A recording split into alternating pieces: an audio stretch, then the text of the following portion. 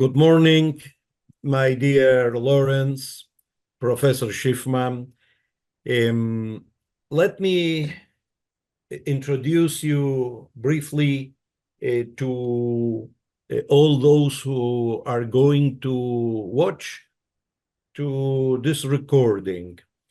And I am not going to give a curriculum vitae about you, but to tell some moments, some meetings in our life that image your personality or your being in my mind, in my heart.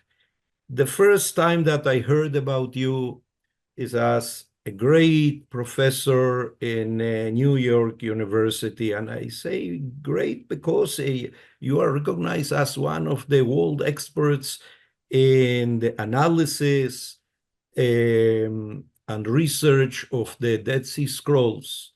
This is from one side. And several very interesting books that you wrote, among many, but for me interesting, such as Who Was a Jew? Rabbinic and Halachic Perspective on the Jewish-Christian Schism, which is the relationship between Jews and Christians is one of our themes to analyze this morning. So from an academic point of view, this is what I had in mind and what I knew about you. But we met in two very special opportunities.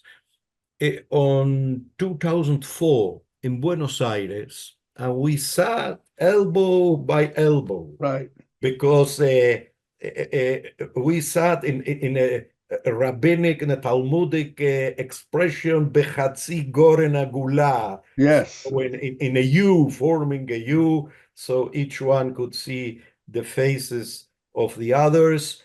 And it was a meeting between the Committee of Liaison from the Vatican with a delegation of Jews from the world to analyze the burning themes about Jewish Catholic relations. And this meeting was very, very impressive because the last declaration of the meeting, this last statement, was a very sharp criticism against the Intifada. Against the Intifada. It was a time of the Intifada, and they means the Jewish and especially Catholic authorities chose Buenos Aires in a very symbolic way, because in Buenos Aires occurred two terrible attacks against the Israeli embassy in 94 and against the building, the the building of the Jewish Central Community Center, because it's the center, the heart of the community of Buenos Aires. So, and the second time, we met in Vienna with analyzing for a meeting prepared just in Vienna, a city that had to do historically with severe anti-Semitism. And this was a meeting in order to analyze anti-Semitism in the world, anti-Semitism as a phenomena. It was in February, if my memory well remembers, 2019. And now we are meeting again. Right. We met one other time, by the way. When? A small meeting, I think it was in New York. I think you came once to a meeting of the International Jewish Committee for Interreligious Consultations. Your wife was with you. Yeah. Exactly. That was another meeting. And Yeah, remember that the meeting in Buenos Aires, we were welcomed by the now Pope. He welcomed us that day. exactly. The then he was the Archbishop of Buenos Right. Aires. Right. Yes, and he welcomed all of us on behalf of the Christian Right. community in the Catholic community in Buenos Aires. Actually, at his inauguration, at the whatever they called that, the interfaith reception that they held, I reminded him that we had been together at that meeting. And then the Italian TV recorded my saying Mazel Tov to him. It was on all over the TV in Italy. Good, my dear friend. We are facing in our days a huge wave of anti-Semitism in many countries in the world. And you are living in New York, as I know. So you could see and feel very close to your house and to your reality in New York University. You could see a lot of anti-Semitic manifestations. So what is possible to say about that? What are your feelings? Uh, how do you elaborate this anti-Semitic wave in our burning present? So let me say, first of all, this may be a little astounding to people. I myself have not personally seen any manifestation of anti-Semitism except in the media, in emails, or in reports about my own university of things that I personally did not see. I just want to point that out. So, in a funny way, I am a consumer of information as everyone else is. I would like to say, as a first step, that we need to understand that we are using a term for a lot of different phenomena that are happening at once. And these phenomena, to some extent, have to be distinguished. And only if we distinguish them, we will understand it. Now, let's go back to before October 7th. There was a rise of anti-Semitism in the United States and various episodes. Now, we have to be careful because some of the surveys want very much to come up with big numbers because they want to raise money. But nonetheless, if you ask the New York City Police Department, for example, they'll tell you there was a rise in anti-Semitic hate crimes, and they'll give you real numbers. Now, these numbers are serious.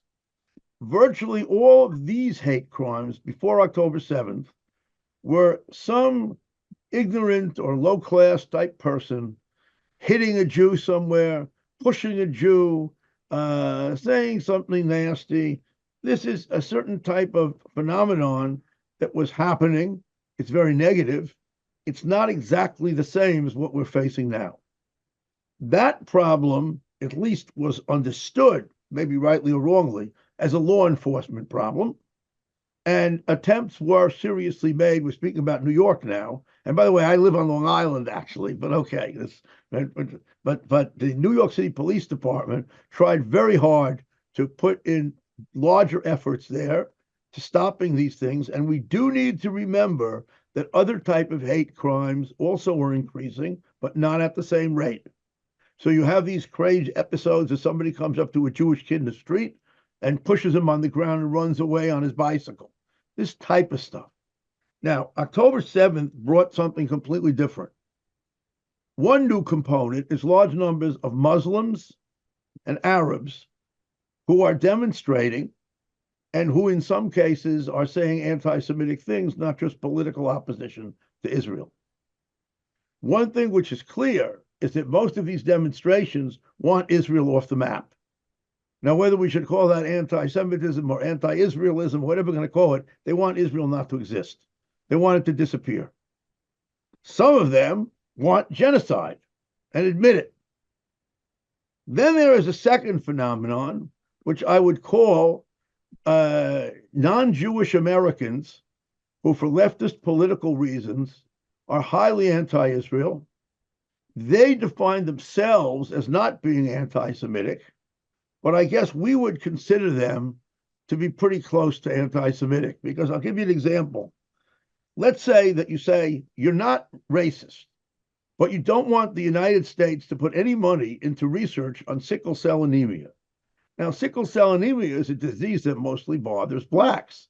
So if I say a person says he's not a racist, but he doesn't want to allow research on a disease that research will help blacks, well, okay, he can say he's not a racist all he wants, but he's in favor of something which will hurt large numbers of his fellow citizens just because of who they are. So we would say he's a racist. So I think that from our point of view, these very strong opposition to Israel, rather than criticism of Israel's policies, is clearly, from our point of view, a form of anti-Semitism, even though the people doing it don't think that. Then there's a third phenomenon, which is highly leftist Jews. Now, they will correctly say they're not anti-Semites because they not hate Jews. They are Jews, but they cause a lot of support, in a certain sense, for these other views that are already either bordering on or are anti-Semitic.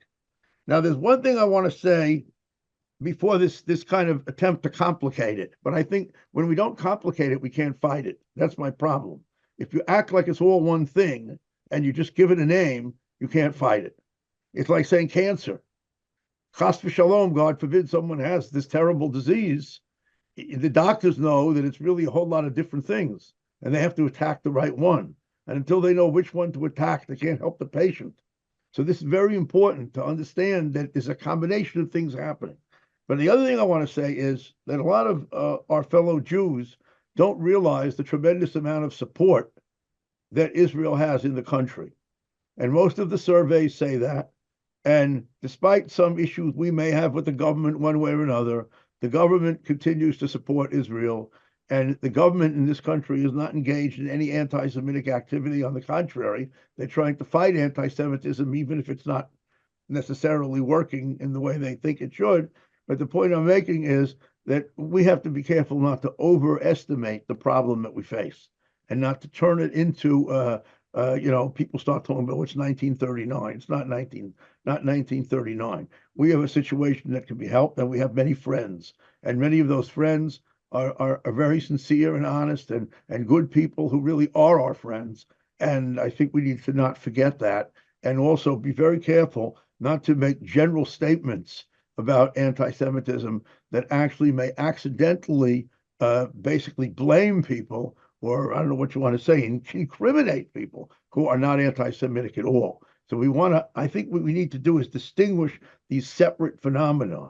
And they are, to sort of summarize it, you've got low-level type of anti-Semitic violence, right, which is a terrible thing, but then you got this kind of opposition to Israel's existence. And then you got the positions that are, let's put it this way, so far leftist that they effectively are so anti our interests that they end up adding up to anti-Semitism. You answered my question, localizing the issue in what is going on here in United States. What's about Europe? Look, I think Europe, we have a much more complicated problem. I had the privilege of being involved in organizing that Vienna conference and seeing everything that is going on in the European scene. And I also had the opportunity to work with colleagues to put together a document that addresses the EU situation. First of all, we have to say, I think one has to say before anything else, it's unbelievable what the EU has done. Katharina von Schnurbein, who is their emissary for fighting anti-Semitism, is an amazing leader, an amazing person, and many people in the EU are trying so hard. But, and it's a very big but the remnants of certain forms of right-wing anti-Semitism, which, of course, by the way, I should have mentioned before, exists in the United States too. Right? There's right-wing anti-Semitism in the United States, and that's the old-fashioned kind of sort of, and they like to call it neo-Nazi. It's almost pseudo-Nazi. But that type of anti-Semitism had its remnants in Europe. And when you combine that with massive Muslim populations that don't buy into what I guess we would call the denazification of Europe. That is to say, the denazification of Europe, and this is an example, maybe because they talk about what to do in Gaza, the denazification of Europe really worked. And it worked to change the whole culture of Europe. And having done that, it's almost been overturned by the fact that you've got this tremendously large population, and the surveys say that they hold many anti-Semitic, let alone anti-Israel views.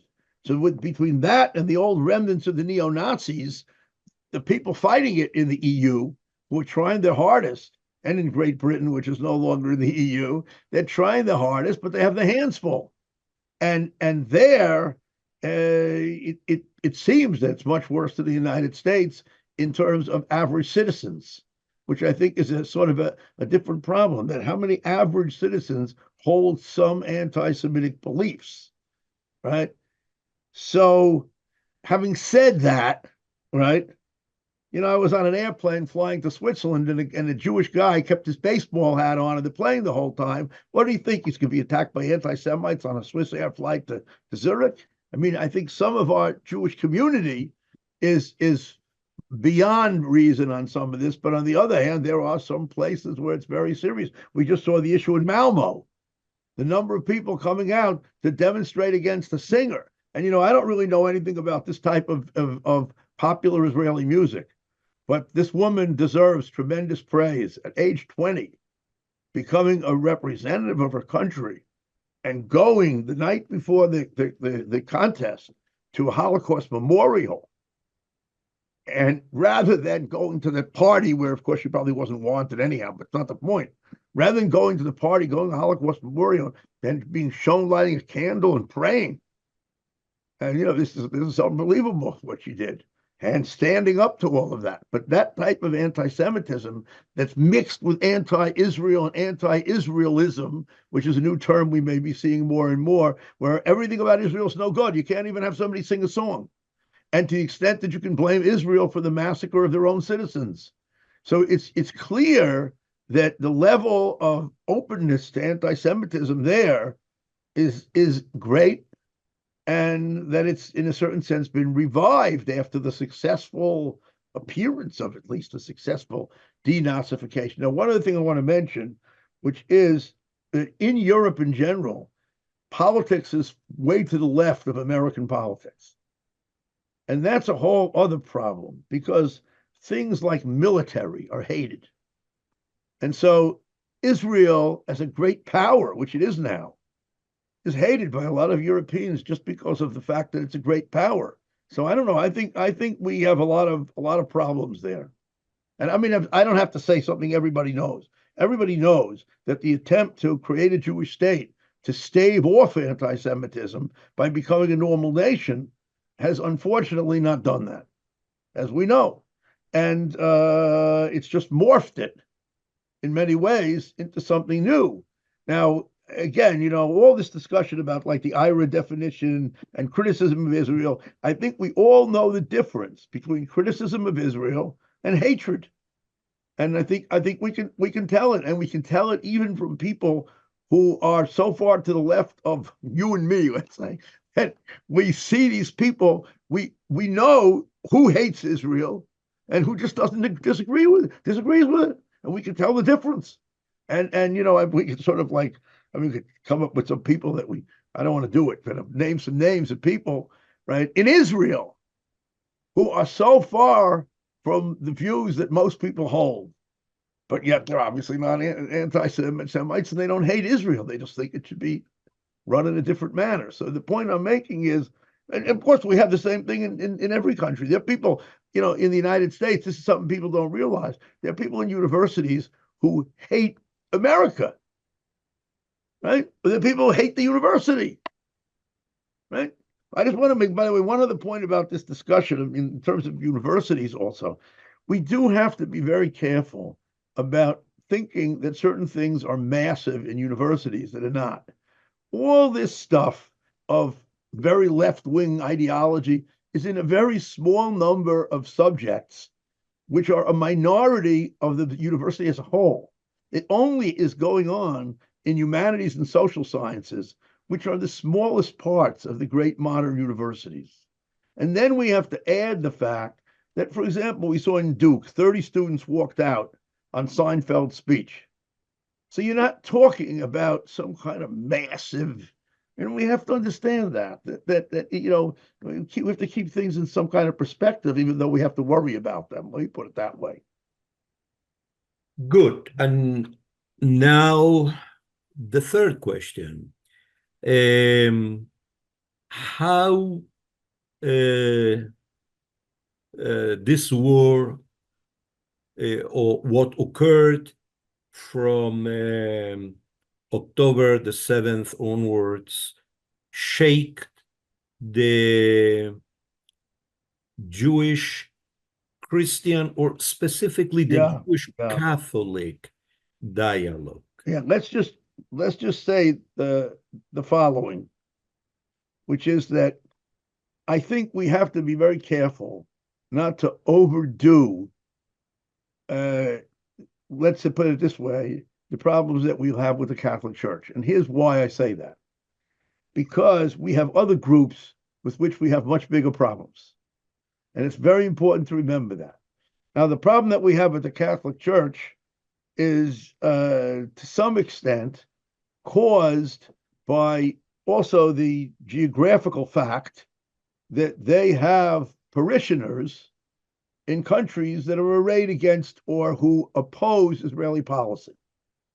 And you add to that the fact that your very good friend and my somewhat much lesser friend, not because we're a lesser friend, but because I don't know him anywhere near as well, but namely the Pope, right, also takes very anti-violence, anti-war in general views.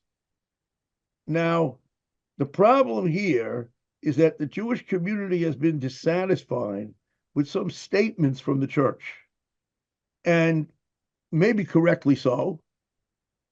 But I think what we have to understand is that these things are not directed against the Jewish people.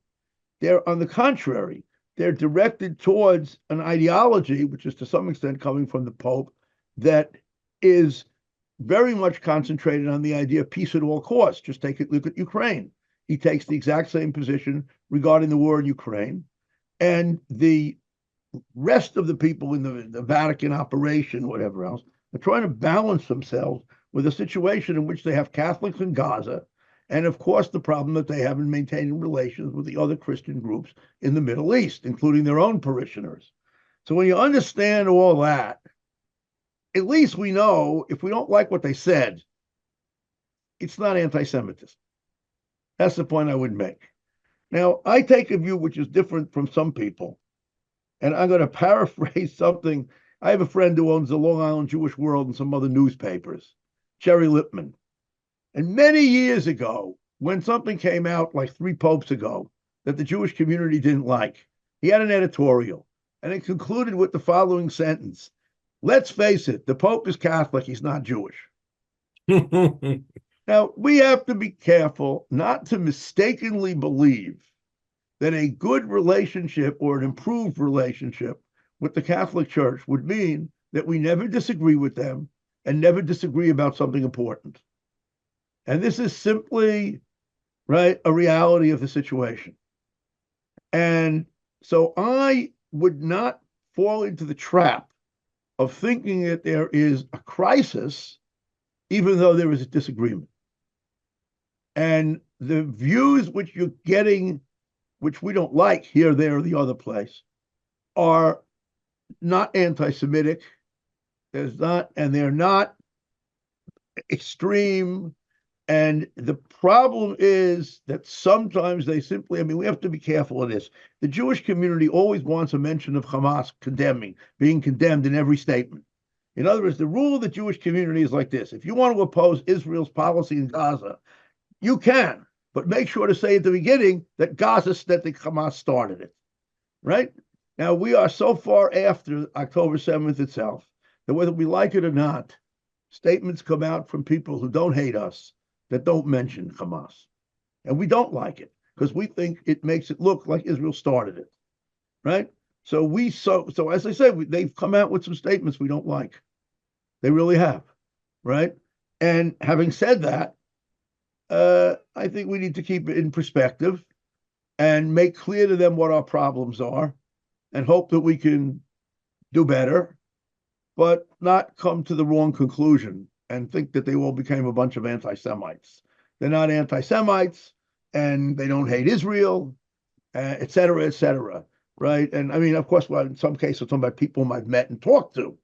So I know that's not the case. The other thing, of course, you and I know very well that when you talk about the Church of the Vatican, everyone doesn't have the same point of view. I mean, I know some Catholics in the United States in the various levels of hierarchy who take a very different position, a much more pro-Israel position.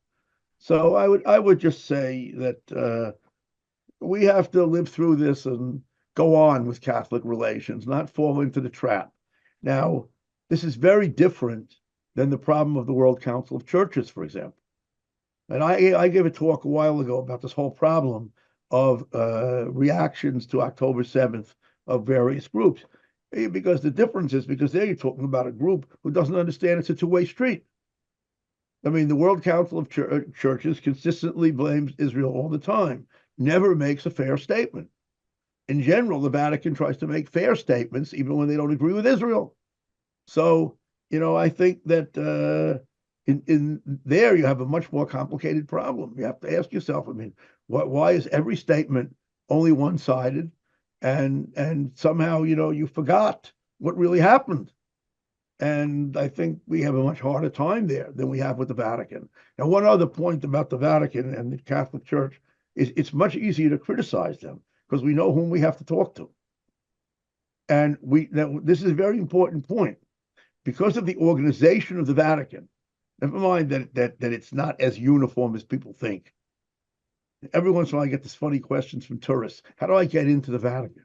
Okay, so you walk in the door. I mean, what do you mean, how do you get into the Vatican? What are you talking about? I mean, you can't go into every office building, but you can walk in, right? So the funny thing about this is people think the Vatican is like some kind of everyone. But okay, even though we know it's not true, right? We also do know who's in charge of what. And we know that the people in charge of the things they're in charge of are really in charge of those things. Whereas in some other groups, you don't know who's pulling the strings. And you can talk all day to some person who's called the secretary for X. They may not be making decisions. And in the Vatican, I think we understand the process much better. But having said that, I think we'll have to smooth over and talk to them about some things that concern us in some of our future meetings. But I want to make one other point, which is very important. And that is that I remember that Turkish ship which tried to land in Gaza that was boarded by Israelis. And there was this terrible fact that as the Israelis boarding it to stop it from landing in Gaza without the proper inspection, etc., were coming down the rope off the helicopter, the people on the boat started smashing them with iron rods. So the officer was on the top. So he shot 8 people. Well, the Vatican, right, came out with a statement, which approximately was, this event shows why we need peace in the Middle East. So a guy came up to me, basically in the synagogue. He said, how can the Vatican say this? This shows that all this work, we're working with the church, is a waste. I said, no, you got it all wrong. Look at the statement they made. It shows why we need peace in the Middle East. It wasn't a one-sided condemnation of Israel. It shows the opposite. It shows what we've accomplished, that we don't get one-sided condemnation of Israel. So I think we have to always be careful. We need to continue working all the time on these things. And they are the Vatican. They're not the Jewish people. And they're not going to say everything that we want. Now, I have to say, if I were in your position as a personal friend of the Pope for 100 years, I might be more disappointed in some statements that came out than I am. It's a funny statement. You understand why I say that? Because it's coming from one of your good friends. Me, it's coming from somebody I met a couple of times and had a nice conversation with and respect. But it's a different connection. So the point I'm making is I can understand that it might be much more sensitive to you when they say something that we don't like than it is to me. That's true. That's true. But I try to maintain a real and objective equilibrium. As you said, they are not Jews. Yeah, they're Uh, not us. we are friends. Now I am talking about not about my friendship with the Pope, but at The Jewish large. people We and are Jewish and Catholic people are friends, and as good friends, we can have differing points of view. And I agree absolutely with what you said, that all the declarations of the Vatican are equilibrated the declarations. It's not sided to on one side, but they are trying to be as far as they understand objective and equilibrated. Now, about my personal disappointing, this is something very, very personal because I shared the dream with Pope Francis that we are paving a way, a turning point in the Jewish Catholic relations, in the Jewish Catholic dialogue, and that in moments of crisis like this very moment, the answer would be more passionate. I'm not saying that I'm not criticizing no the Vatican, neither of course Francis for their declarations, but what I expected was not to be so. This is something very, very subjective, my feelings, not to be so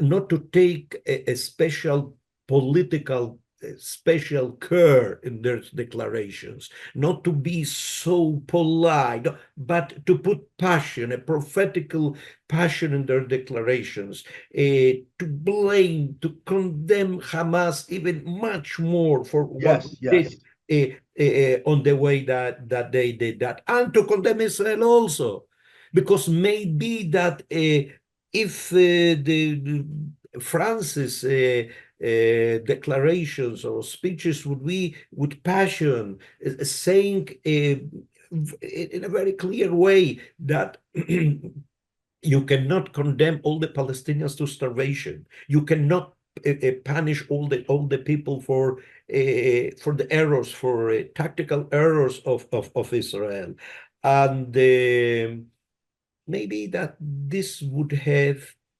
maybe a great impact. And actually, after October the 7th, I sent, we are friends and we speak openly, Francis, with me, because we are beyond all the political right, right, relations.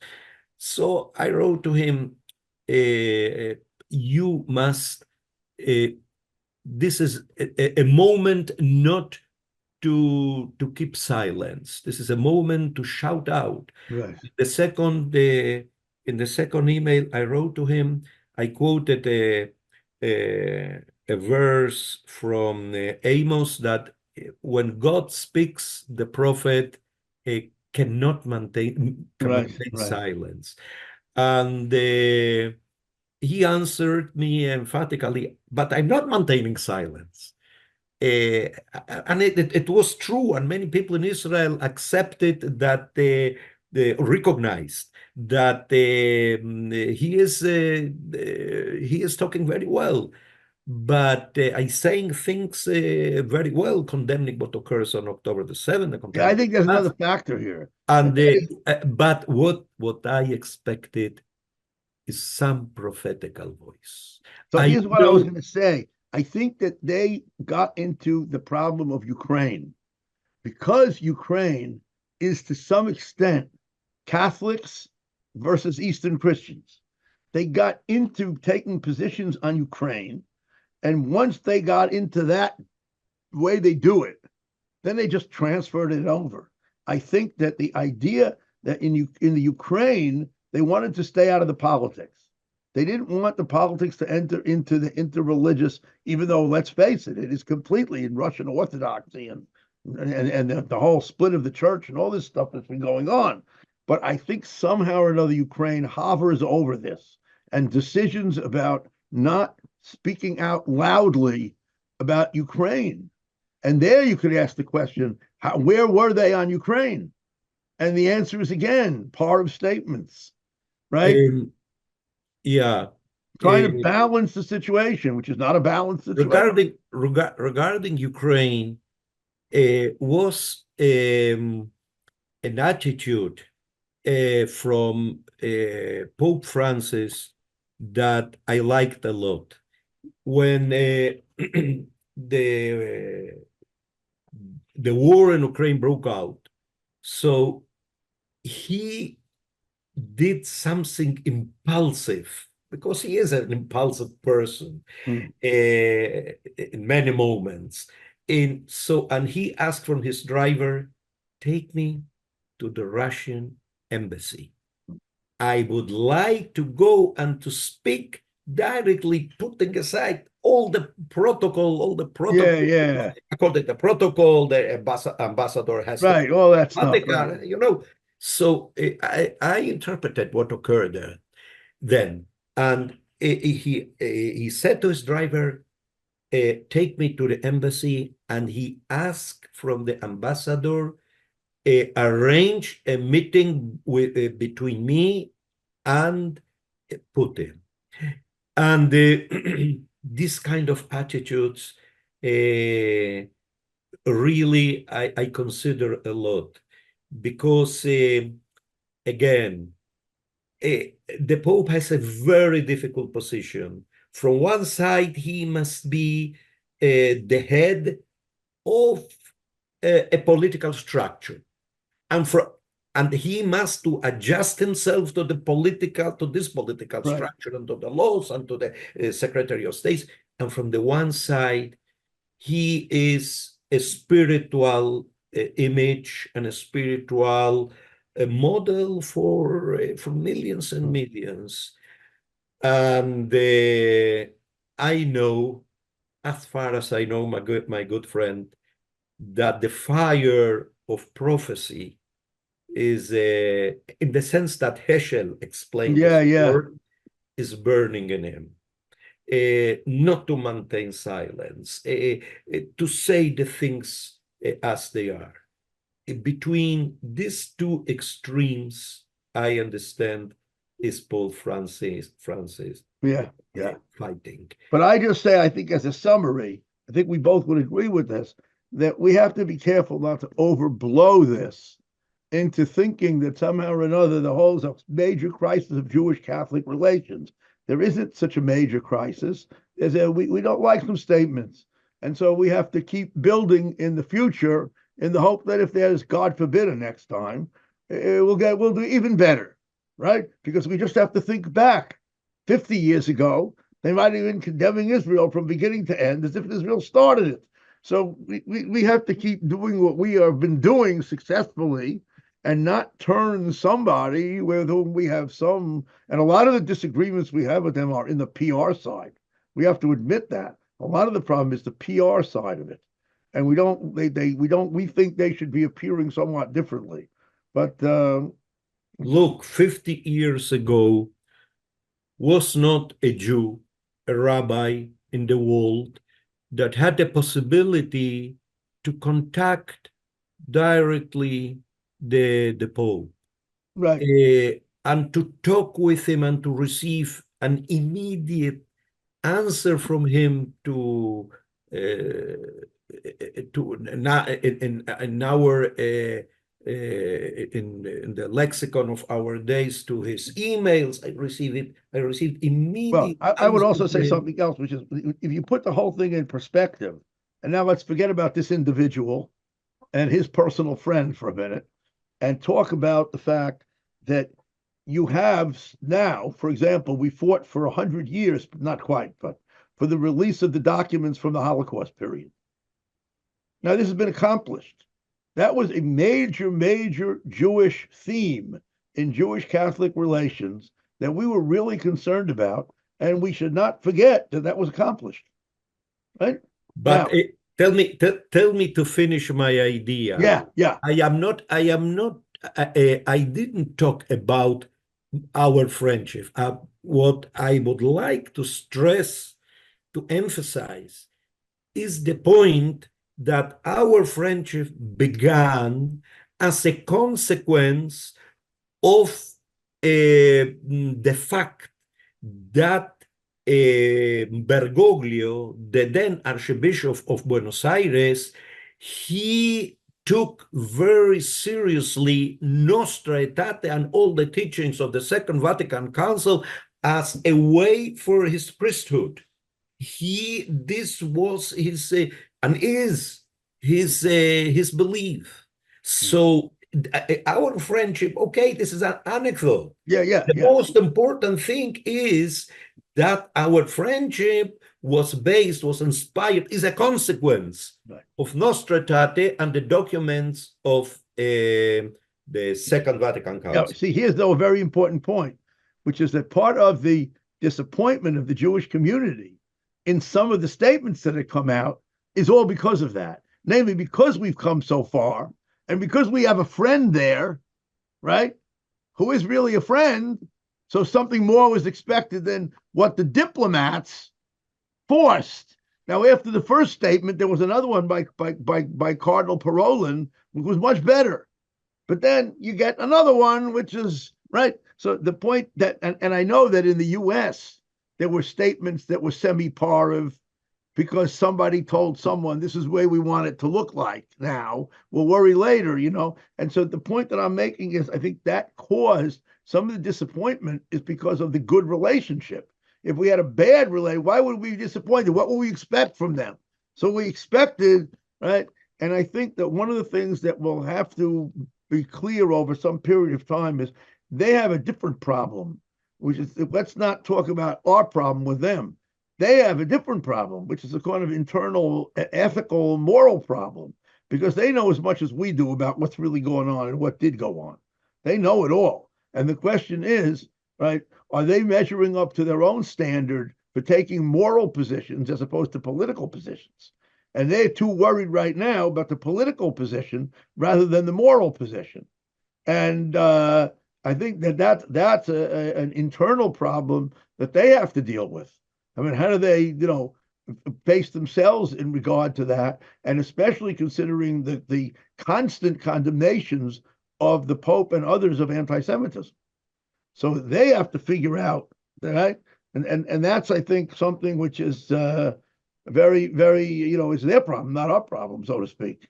And we might want to point it out to them, but I think that's where the problem is. So I really think, though, that we have to not overdo the fact that we have disagreements with them, because we actually have many more disagreements with them, some of which aren't even discussed when we meet with them. Because, like, we don't bother to discuss the points of view about abortion, for example, right? It's pretty obvious that even if we take a very strict halakhic view, we disagree with them about abortion. So, I mean, it's ongoing. They and we are not the same at the bottom, let alone Jesus. I mean, we're not talking about anything, right? So, I mean, I think, that's a reality that we don't agree with them about everything, and I don't think we ever are.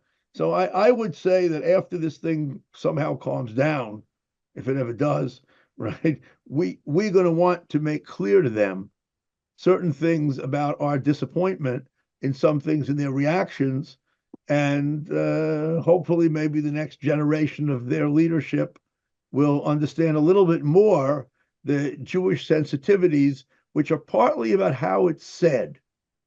That's what I'm saying. How it's said is very important. And also the other thing in the Jewish community is sometimes we don't realize what could have come out of there and didn't. I mean, that's a very important thing to realize. Just read some of the statements of the WCC. The Catholic Church could have been writing like that. then we'd really be going through the floor. My dear friend, it was for me a great pleasure. It's good to see you, even if only on a screen. A great pleasure. Hopefully, in a short time to come, we can meet together Yes. again and to continue discussing, analyzing these points, and maybe that through our dialogues we can give something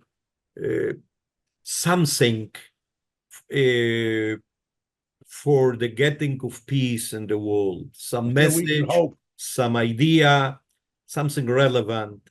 And the most important is, as we say in our tefillah, that the one who makes peace on the heavens will let he help us to make peace here with his support, to make peace here on the earth. And about Zionism, let me tell you an anecdote. I remember many years ago, it was in the 70s, Ben Gurion visited Argentina. Came to Argentina to visit the country, especially to have a contact with the Jews. No, it was in the 60s. Excuse me, in the 60s, and in Argentina, in Buenos Aires, we have a very big stadium named the Luna Park. Luna means moon in Spanish. Park is park. So it's not open, air open, but it's closed. A very big stadium. Some thousands of people can gather there. And there he delivered his speech. I remember how many Jews that were not fluent in Hebrew, so they began shouting Yiddish, Yiddish. He didn't pay attention to them, and he continued in Hebrew. And what was his speech? Very interesting.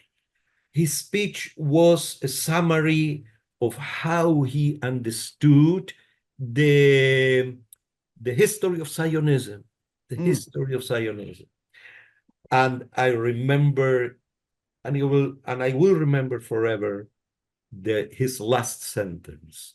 He said, I quoting him, he quoted a verse from the Bible, but he changed the verse of the Bible. The verse of the Bible says that God, Adonai Oz le'amo yiten, God will give power, strength to his people, and God will bless his people with peace.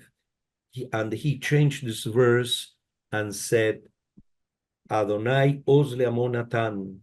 God, he, the socialist, said God already gave strength and power to his people. God will bless his people with peace. Ben Gurion. I'm quoting him. I was present when he said that. This is our hope. This is our prayer. Yep. Lawrence, a big hug. Great to see you. And let us remain in touch. Okay. Thank you very much. Good to see you. My pleasure. Bye. Thanks for everything.